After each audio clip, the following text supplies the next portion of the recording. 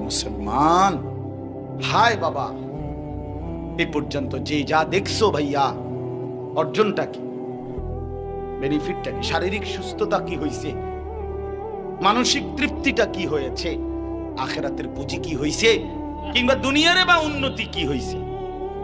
বলেন, গুনাহ দুনিয়াতে উন্নতি কি দিছে, গুনাহ আখিরাতে কি উন্নতি দিছে?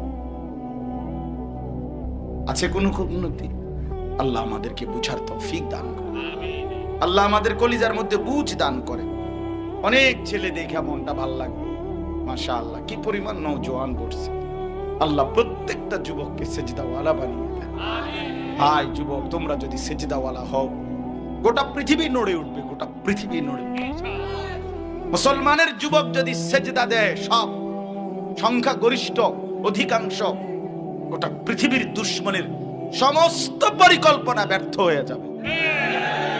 যুবক নড়লেই আল্লাহ খুশি হয়। হ্যাঁ হ্যাঁ, জানেন না, নওজোয়ানের নড়াচড়া আল্লাহর বেশি পছন্দ।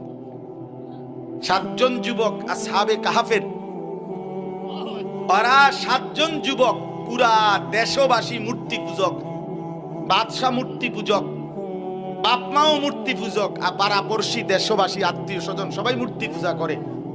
এদের মধ্যে থাইকা মাত্র 7টা ছেলে, একটি দেশের মধ্যে, একটি পুরা দেশবাসীর মধ্যে মাত্র 7টা যুবক আল্লাহর উপরে ঈমান আইনা মুমিন জিন্দেগি আল্লাহর উপরে ঈমানের পরিচয় দিয়া দেশবাসীর থেকে আলাদা হইয়া একটা গুহার মধ্যে আশ্রয় নিছে।